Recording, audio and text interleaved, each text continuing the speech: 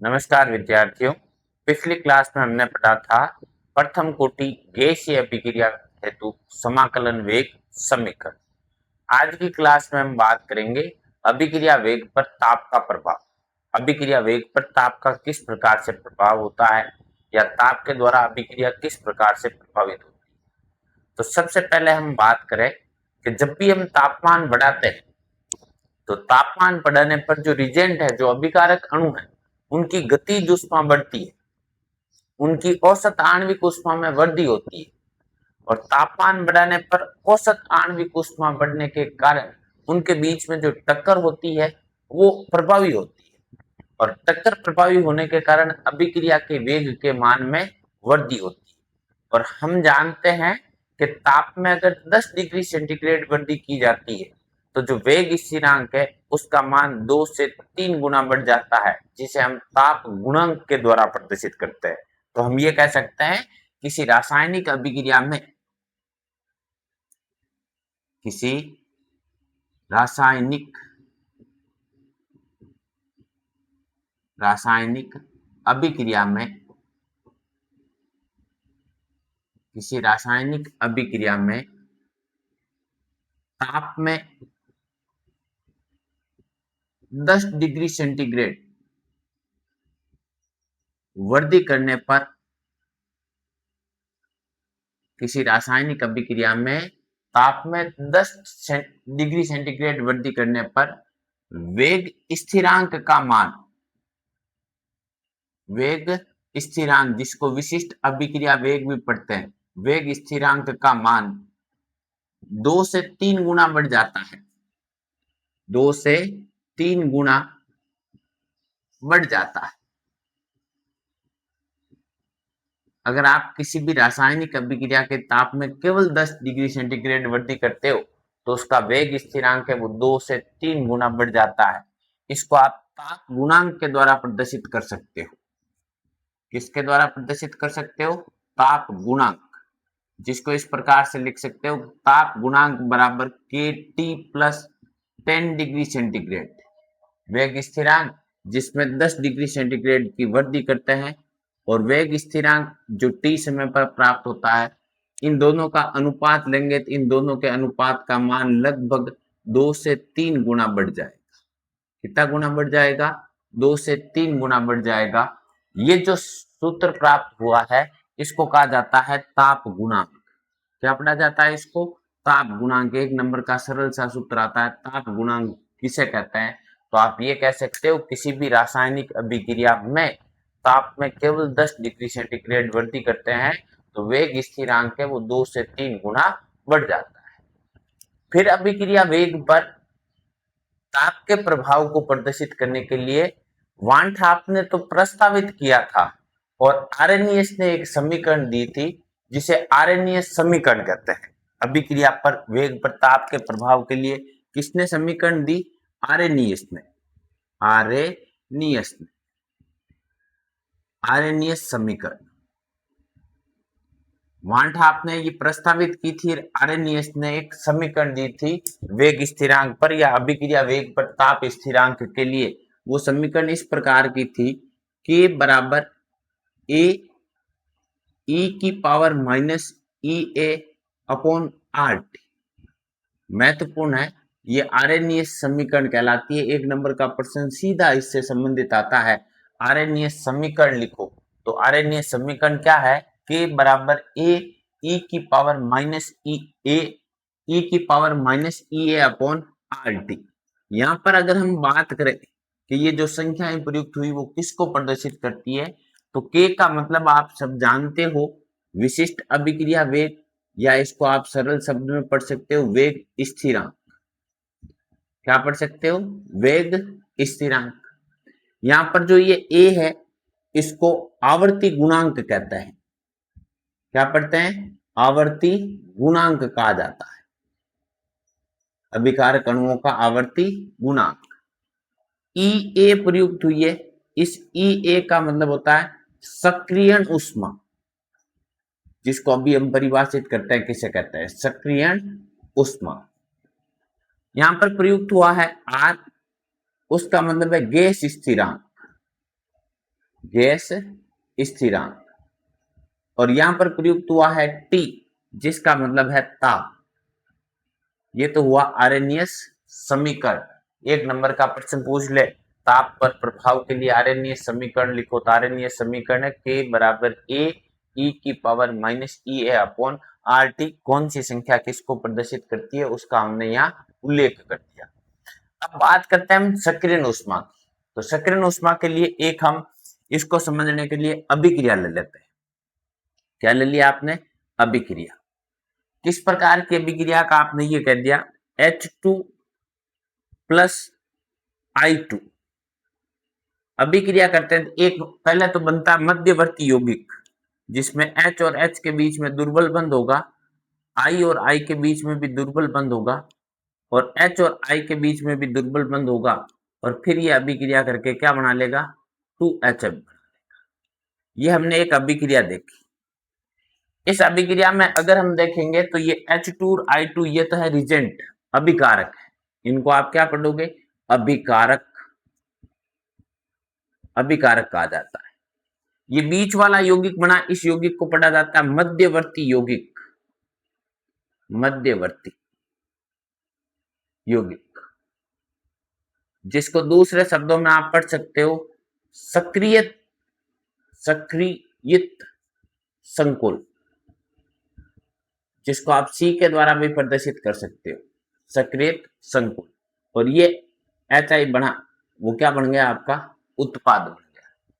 तो ये जो मध्यवर्ती यौगिक है, सक्रियत संकुल है, इसको प्राप्त करने हेतु अणुओं के द्वारा जो ग्रहण की जाती है उस ऊष्मा को कहा जाता है सक्रिय ऊष्मा। E1 के द्वारा उसको प्रदर्शित किया जाता है। अगर हम बात करें सक्रियण ऊष्मा की, सक्रियण ऊष्मा जिसको किसके द्वारा प्रदर्शित करते हैं, E1 के द्वारा प्रदर्शित करते हैं। अगर इसकी परिभाषा पूछे तो आप ये कह सकते हो, किसी रासायनिक अभिक्रिया में, किसी अभिक्रिया में, किसी अभिक्रिया में सक्रियत संकुल को बनाने हेतु, को प्राप्त करने हेतु, को प्राप्त करने हेतु आवश्यक ऊष्मा को, आवश्यक ऊष्मा को सक्रियण ऊष्मा, सक्रियण ऊष्मा कहते हैं। क्या कहते हैं, सक्रियण ऊष्मा कहते हैं। कोई भी अभिक्रिया होगी उसमें जो मध्यवर्ती संकुल बनता है जिसको सक्रियत संकुल कहते हैं, इसको बनाने के लिए जो अभिकारकों के द्वारा ग्रहण की जाती है ऊष्मा, उस ऊष्मा को या उस सक्रिय संकुल को बनाने हेतु आवश्यक ऊष्मा को कौन सी ऊष्मा कहते हैं, सक्रियण ऊष्मा कहते हैं। और सक्रियण ऊष्मा अभिकारक अणुओं की ऊष्मा को जोड़ते हैं तो उस ऊष्मा को पढ़ते हैं दहली ऊष्मा। कौन सी ऊष्मा कहा जाता है उसको, दहली ऊष्मा, दहली ऊष्मा। अगर हम बात करें दहली ऊष्मा की, कि दहली ऊष्मा किसे कहते हैं, तो आप ये कह सकते हो कि मध्यवर्ती संकुल को प्राप्त करने हेतु कुल आणविक ऊष्मा चाहिए, या किसी रासायनिक अभिक्रिया को संपन्न करने हेतु आवश्यक न्यूनतम आणविक ऊष्मा को कहा जाता है दहली ऊष्मा। हम ये कह सकते हैं किसी अभिक्रिया को, किसी अभिक्रिया को पूर्ण करने हेतु, संपन्न कह दो चाहे पूर्ण कह दो, पूर्ण करने हेतु, करने हेतु आवश्यक कुल ऊष्मा को, आवश्यक कुल ऊष्मा को दहली ऊष्मा कहते हैं, दहली ऊष्मा कहते हैं। ये दहली ऊष्मा की हो गई परिभाषा। इसको आप ऐसे भी पढ़ सकते हो, दहली ऊष्मा, दहली ऊष्मा प्लस दहली ऊष्मा बराबर आणविक ऊष्मा, आणविक ऊष्मा प्लस सक्रियण ऊष्मा। हम ये कह सकते हैं सक्रियण ऊष्मा और आणविक ऊष्मा के योग को कौन सी ऊष्मा पड़ता है? दहली ऊष्मा पड़ता है। एक बार वापस देखना, हम पढ़ रहे हैं अभिक्रिया वेग पर किसका प्रभाव? ताप का प्रभाव। जब भी ताप बढ़ाओगे गतिज ऊष्मा बढ़ेगी, उनके बीच में होने वाली टक्कर बढ़ेगी, एक्टिव अणुओं की संख्या बढ़ेगी, इस कारण ताप के मान में वृद्धि होती है।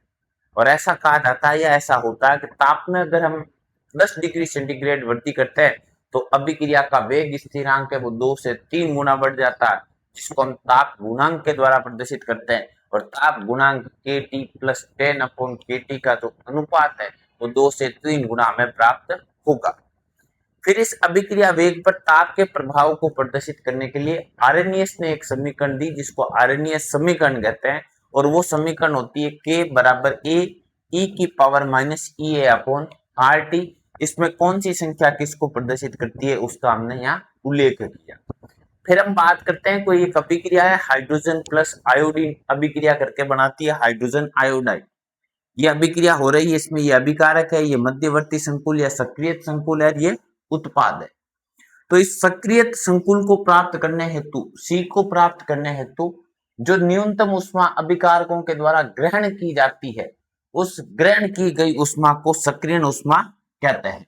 तो ये सक्रिय ऊष्मा तो उन्होंने ग्रहण की और उससे पहले उन अभिकारक अणुओं के अंदर कुछ ऊष्मा है, तो आणविक ऊष्मा और सक्रिय ऊष्मा इन दोनों का जो योग होता है उसे कहा जाता है दहली ऊष्मा। दूसरे शब्दों में आप ये कह सकते हो किसी भी रासायनिक अभिक्रिया को पूर्ण होने हेतु आवश्यक कुल ऊष्मा को कौन सी ऊष्मा पढ़ते हैं? दहली ऊष्मा पढ़ते हैं। अगर हम स्थितिज ऊष्मा और अभिक्रिया निर्देशांक के बीच में आरेख खींचे तो इस प्रकार का आरेख हमें प्राप्त होगा। देखो जैसे हमने ये ले लिया, दो एक आरेख बनाते हैं। इस तरफ तो ले लिया आपने स्थितिज ऊष्मा, स्थितिज ऊष्मा, और इस तरफ ले लिया आपने अभिक्रिया निर्देशांक, अभिक्रिया निर्देशांक। और ये जो आरेख खींचते हैं वो इसी अभिक्रिया के लिए खींचते हैं जो हमने बोर्ड पर देखे। इसके लिए अगर हम आरेख खींचेंगे तो इस प्रकार का हमें आरेख प्राप्त होगा। मान लिया कि यहां पर जो अणु है वो H2 प्लस I2 है और अभिक्रिया करके क्या बनाएगा? 2H। ये जो बीच में अवस्था प्राप्त होती है उस अवस्था को कहा जाता है संक्रमण अवस्था, मध्यवर्ती अवस्था, सक्रिय संकुल। यहाँ पर हम बंद देखेंगे तो एक दुर्बल बंद होगा H और H के बीच में, और दुर्बल बंद ही होगा I और I के बीच में। एक बंद बन जाएगा किसके बीच में? इसको पढ़ा जाता है सक्रिय संकुल, जिसको C के द्वारा प्रदर्शित किया जाता है मध्यवर्ती संकुल। H2 प्लस I2 अभिकारक है, HI उत्पाद है। अब हम बात करें यहां से लेकर के यहां तक की ये जो कुल ऊष्मा है, ये ऊष्मा, इस ऊष्मा को तो पढ़ा जाता है दहली ऊष्मा, दहली ऊष्मा, जिसको कार्यफलन भी पढ़ सकते हैं। कार्यफलन का मतलब हो गया इस कार्य को, मीन्स इस रासायनिक अभिक्रिया को पूर्ण होने हेतु आवश्यक कुल ऊष्मा। यहां से लेकर के यहां तक की जो ऊष्मा है, ये जो अभिकारक अणु है हमने यहां पर पढ़ लिया, ये ऊष्मा यहां से लेकर के यहां तक, इसको पढ़ा जाता है औसत आणविक ऊष्मा, औसत आणविक ऊष्मा, अभिकारक अणुओं की औसत आणविक ऊष्मा। ये अभिकारक अणु रखते हैं ऊष्मा को। अब इस ऊष्मा को रखेंगे, जितनी कम पड़ रही है, कम कितनी हो रही है कि यहां से लेकर के ये अभिकारक अणु है और ये आपको मध्यवर्ती संकुल प्राप्त होता है, यहां से लेकर के यहां तक की ये जो ऊष्मा चाहिए, इस ऊष्मा को कहा जाता है सक्रिय ऊष्मा। ई ए के द्वारा प्रदर्शित करते हैं और पढ़ोगे तब इसको क्या पढ़ोगे? सक्रिय ऊष्मा। तो ये तो हुई सक्रिय ऊष्मा, ये हुई आणविक ऊष्मा। इन दोनों का योग करोगे ये कहलाएगी कौन सी ऊष्मा? दहली उष्मा। तो अभिकारक अणुओं के द्वारा, ये अभिकारक अणु है, कौन सी उष्मा को ग्रहण करते हैं? सक्रियण उष्मा को। कौन से संकुल का निर्माण करते हैं? सक्रिय संकुल का निर्माण करते हैं। और किसका सक्रिय संकुल का निर्माण करके किसमें अपघटित हो जाएंगे? उत्पाद में। तो इस अभिक्रिया को पूर्ण होने के लिए अभिकारक अणुओं के द्वारा कौन सी उष्मा ग्रहण की जाती है? उस उष्मा को कहा जाता है सक्रियण उष्मा। और सक्रियण उष्मा और उसकी आणविक उष्मा, उन दोनों का योग है, वो कौन सी उष्मा है? दहली उष्मा है। फिर हम इस आरेख के द्वारा ताप के प्रभाव को समझते हैं। देखो, अभी हमने कहा कि तापमान बढ़ाते हैं तो उसकी औसत आणविक उष्मा के मान में क्या होती है? वृद्धि। तो ध्यान से देखना बेटा कि H2 प्लस I2 जो यहां से लेकर के यहां तक वितरित है, पूरे में फैले हुए, तो यहाँ पर जो हाइड्रोजन और आयोडाइड के मोल होंगे वो तो होंगे एक्टिव, वो सक्रियण उष्मा को ग्रहण करके अपनी आणविक उष्मा को दहली उष्मा के बराबर बना लेंगे। परंतु जो इस स्पष्ट पर है, यहाँ पर है, ये सक्रियण उष्मा को लेंगे, जो E को लेंगे तो भी इसकी उष्मा है वो दहली उष्मा के बराबर नहीं होगी। तो इस स्पष्ट पर है, यहाँ पर अणु है वो तो एक्टिव है, और इस स्पष्ट पर है वो अनएक्टिव है, मतलब सारे अणु उत्पाद में परिवर्तित नहीं होंगे।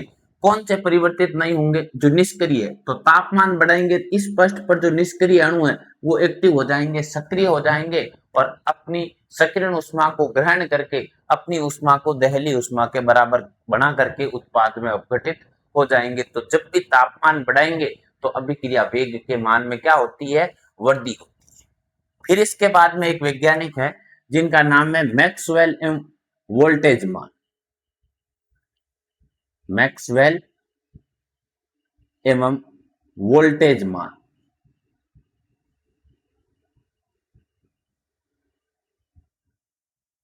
का हम आरेख देख लेते हैं। इन्होंने एक आरेख खींचा, दो वैज्ञानिक है, दोनों ने मिलकर के किसके मध्य आरेख खींचा? इन्होंने कारक अणुओं के अंश एवं गतिज उष्मा के मध्य आरेख खींचा। किसके मध्य आरेख खींचा? एक तरफ तो ली गतिज उष्मा, गतिज उष्मा, और एक तरफ लिया उन्होंने अभिकारक अणुओं का अंश। हम इसको पढ़ लेते हैं, आर का अंश, अभिकारक अणुओं का अंश, और आरेख खींचा। तो इनका आरेख इस प्रकार का प्राप्त हुआ था, ये आरेख प्राप्त हुआ। अब इसमें अभिकारक अणुओं का अंश जो अधिकतम गतिज उष्मा को प्रदर्शित करता है, अभिकारक अणुओं का अधिकतम अंश जो गतिज उष्मा को प्रदर्शित करता है, वो इस आरेख का शीर्ष भाग होगा। इस शीर्ष भाग को आप प्रदर्शित कर सकते हो म्यू एमपी के द्वारा। किसके द्वारा प्रदर्शित कर सकते हो? म्यू एमपी के द्वारा प्रदर्शित कर सकते हो, कैपिटल एम और पी। इसका मतलब होता है अति संभावित गतिज उष्मा। इसको अगर हम पढ़े म्यू एमपी का मतलब देखें तो इसका मतलब होता है अभिकारक अणुओं का, अभिकारकों का वह अंश, अभिकारकों का वह अंश जो अधिकतम, अभिकारकों का वह अंश जो अधिकतम, वह अंश जो गतिज उष्मा को प्रदर्शित करता है, गतिज उष्मा को दर्शाता है, उसे अति संभावित गतिज उष्मा कहता है।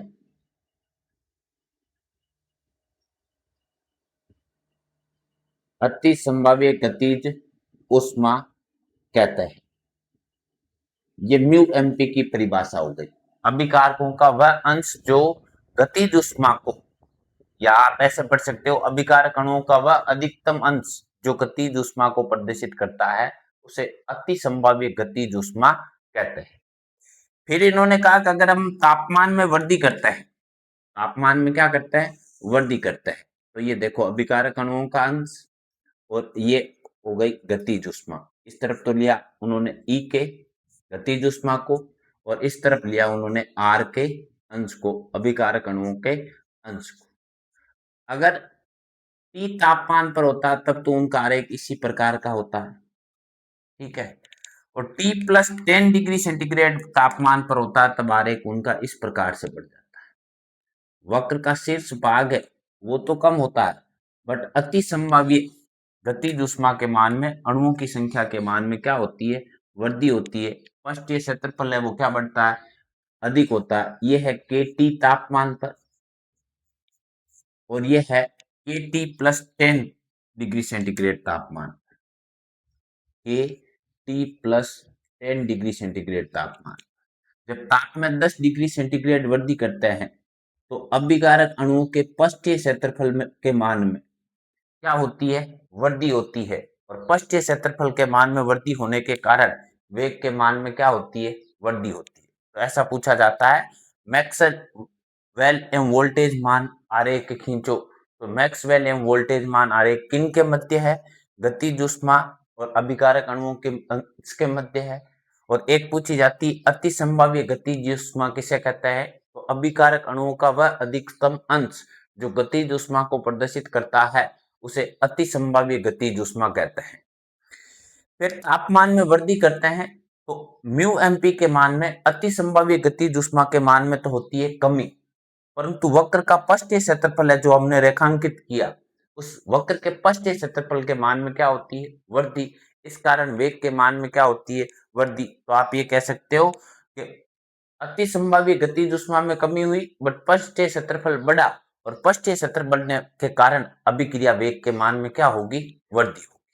अब एक बार हम इसको दोबारा देख लेते हैं फिर आगे की बात करते हैं। अभिक्रिया वेग पर ताप का प्रभाव बहुत ही महत्वपूर्ण है।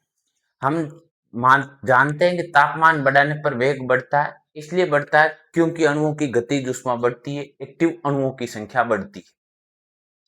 फिर ताप में अगर हम 10 डिग्री सेंटीग्रेड वृद्धि करते हैं तो ताप वेग स्थिरांक का मान है वो 2 से 3 गुना बढ़ जाता है, अर्थात ताप गुणांक है वो 2 से 3 गुना बढ़ जाता है, जिसको इस प्रकार से प्रदर्शित कर सकते हैं।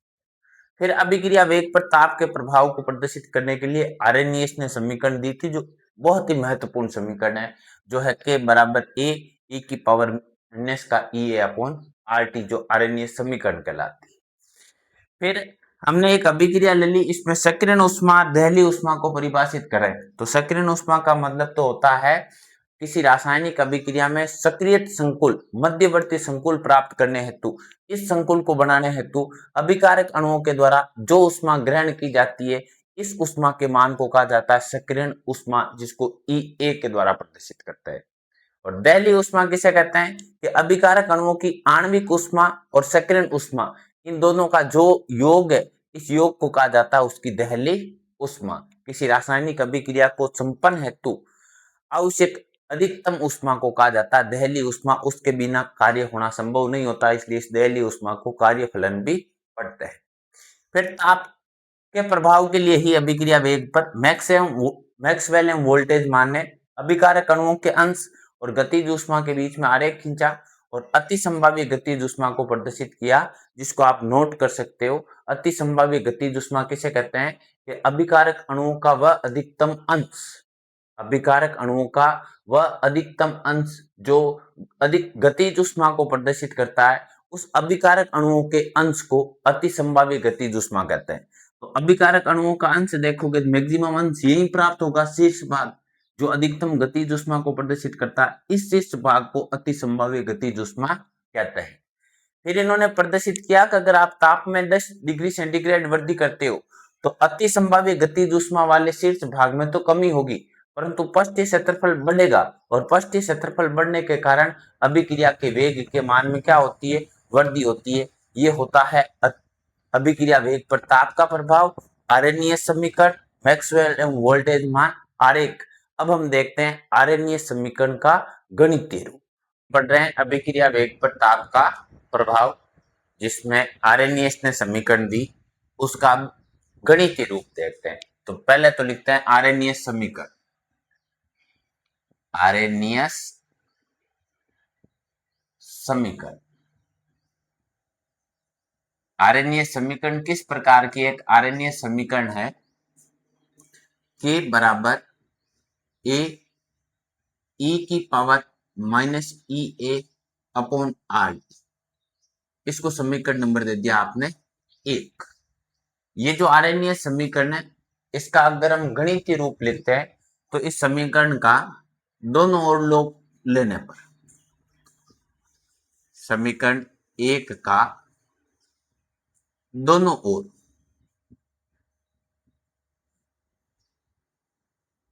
समीकरण 1 का लोग लेने पर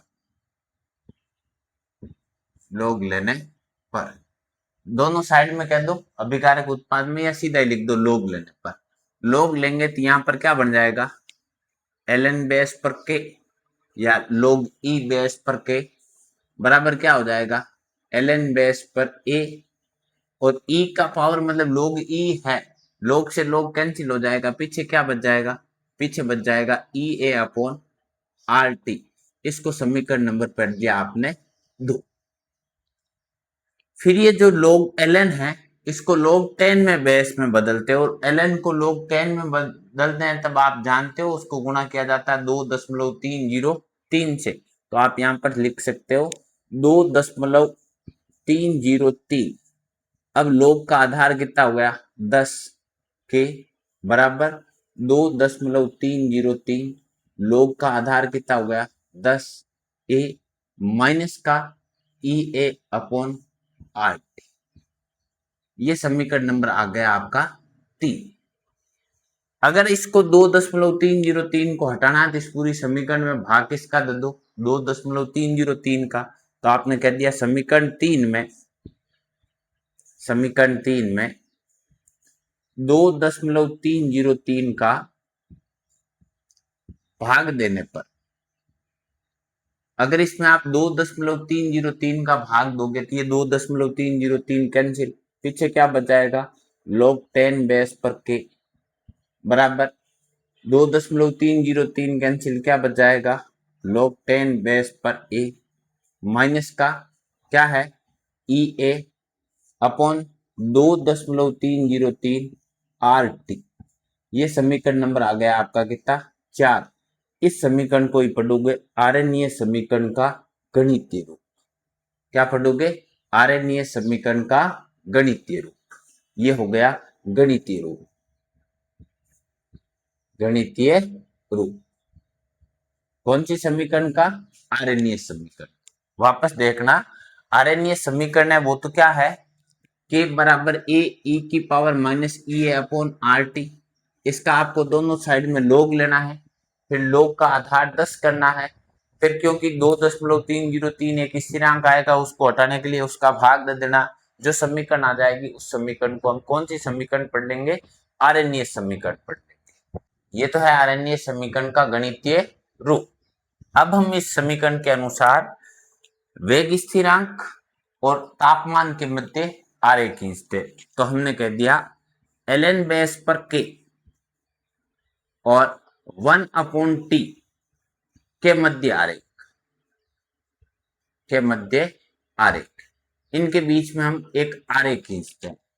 तो ln बेस पर के 1/t के मध्य आरेख खींचोगे तो ये समीकरण है किस प्रकार की है ln बेस पर के बराबर ln बेस पर a माइनस का क्या है ई ए अपॉन आर टी है ना। ये जो समीकरण है इस समीकरण को आप ऐसे पढ़ सकते हो y बराबर माइनस का एम एक्स प्लस सी प्रकार का आरेख। आपको आरेख खींचना है तो ये आपने आरेख खींचा, किन किन के मध्य आरेख खींचना है तो आपको आरेख खींचना है एक तो ln बेस पर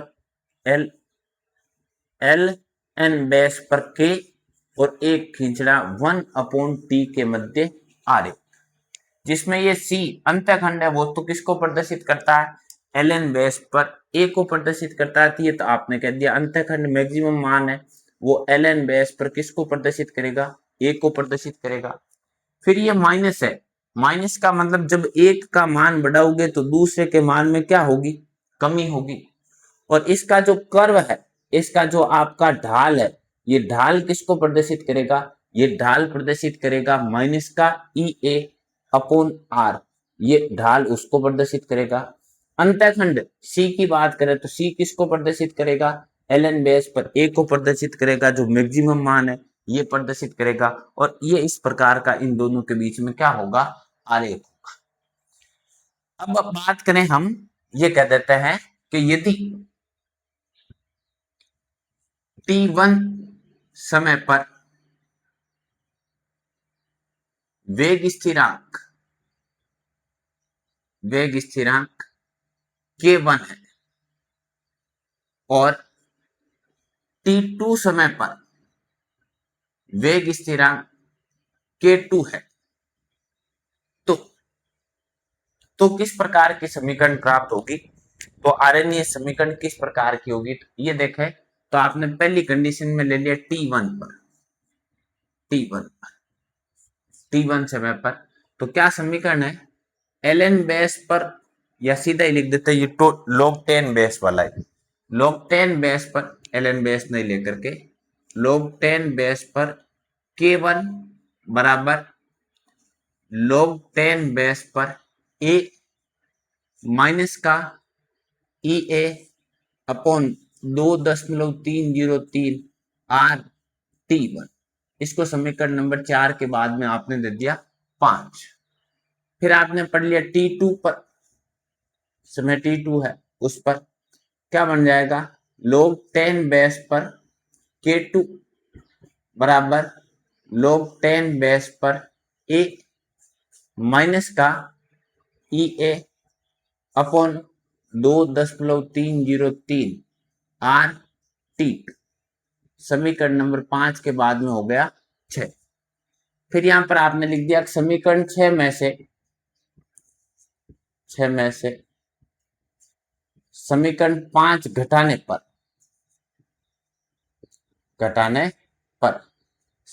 में से 5 को घटाओगे तो क्या बन जाएगा?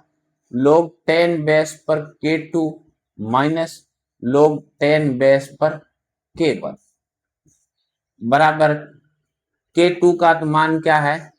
log 10 बेस पर a माइनस का E A upon 2.303 R T two minus log 10 base पर a minus minus plus E A upon 2.303 R T one. ये समीकरण प्राप्त हो जाएगा। वापस देखो, log 10 बेस पर k2 माइनस log 10 बेस पर k1, k2 का मान है ये, k1 का मान है ये, k1 के लिए माइनस लिखोगे तो ये प्लस वाला हो जाएगा, माइनस और माइनस वाला क्या हो जाएगा? प्लस। अब इस समीकरण में देखोगे तो ये log 10 बेस पर k का मान है प्लस में, ये log 10 बेस पर k log 10 बेस पर a का मान आवर्ती गुणांक का प्लस में, एक में माइनस में, ये तो हो गया कैंसिल। प्लस वाले को आपने पहले लिख दिया, माइनस वाले को आपने बाद में लिख दिया। log a minus log b बराबर होता है log a अपॉन b, तो आपने लिख दिया log 10 बेस पर k2 अपॉन k1 बराबर, प्लस वाले को पहले लिखा तो E A upon 2.303 R T one minus E A upon 2.303 R T two. इन दोनों में से कॉमन आ जाएगा, क्या कॉमन आएगा? log 10 बेस पर k2 अपॉन k1 बराबर ई ए अपॉन 2.303 आर, ये तो कॉमन आ गया। पीछे क्या बचा? यहां पर बचा 1 अपॉन t1, यहां पर क्या बचा? 1 अपॉन t2। इसको भी अगर सरल करते हो तो लास्ट समीकरण बन जाएगी log 10 बेस पर k2 अपॉन k1 बराबर ई ए अपॉन 2.303 आर। इसका अनुपात लोगे, मतलब लेसअप लोगे तो t1 t2, t1 का t1 बार गया t2 और यहां पर क्या बच जाएगा? t1।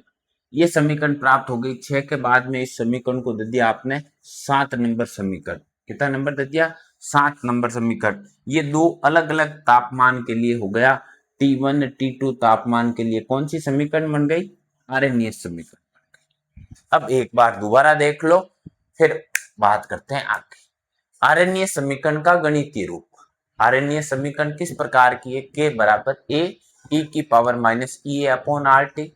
लोग लोगे तो ये बन जाएगा, लोग का आधार 10 करोगे और 2.303 का भाग दोगे तो ये आरएनए समीकरण का गणितीय रूप आ जाएगा, जो कहता है log 10 बेस पर k बराबर log 10 बेस पर a minus EA upon 2.303 RT। इन सब का उल्लेख किया, इसका मतलब है वेग स्थिरांक, इसका मतलब है आवर्ती गुणांक, इसका मतलब है सक्रियण ऊष्मा, इसका मतलब है गैस स्थिरांक, इसका मतलब है तापमान। तो इस समीकरण से संबंधित या इस समीकरण से संबंधित चाहिए लो बात एक ही है। आधार 10 हो जाएगा एक की जगह, बाकी सब कुछ सेम है। 2.303 का उपयोग हो जाएगा। तो ln बेस पर k 1/t के मध्य आरेख पूछ लेती है। जो समीकरण बनेगी वो y बराबर माइनस का mx प्लस पर c प्रकार की बनेगी, जिसमें अंतःखंड आवर्ती गुणांक को प्रदर्शित करेगा और ढाल प्रदर्शित करेगा माइनस का EA अपॉन r को। बहुत ही महत्वपूर्ण प्रश्न है, इससे संबंधित एग्जाम में प्रश्न आता है। आरएनए समीकरण के लिए वेग स्थिरांक और 1/t के मध्य आरेख खींचो। फिर हमने दो अलग अलग कंडीशन ले ली कि यदि मान लिया T1 तापमान पर, जब तापमान T1 लेते हो तो वेग स्थिरांक है K1, और T2 तापमान लेते हो तो वेग स्थिरांक है K2। तो K1 और K2 दोनों समीकरण प्राप्त हो गई। K2 में से K1 को माइनस कर लोगे और व्युत्पन्न करोगे तो ये दो अलग अलग तापमान पर हो गई आरएनएस समीकरण। तो आज की क्लास में हमने देखा अभिक्रिया वेग पर ताप का प्रभाव, आरएनए समीकरण, सक्रियण ऊष्मा, दहलीय ऊष्मा, मैक्सवेल एवं वोल्टेज मान आरेख और आरएनए समीकरण का गणितीय रूप। अगर आपको ये क्लास हमारी ठीक लगी तो हमारे चैनल को लाइक करें, शेयर करें एवं सब्सक्राइब करें। धन्यवाद।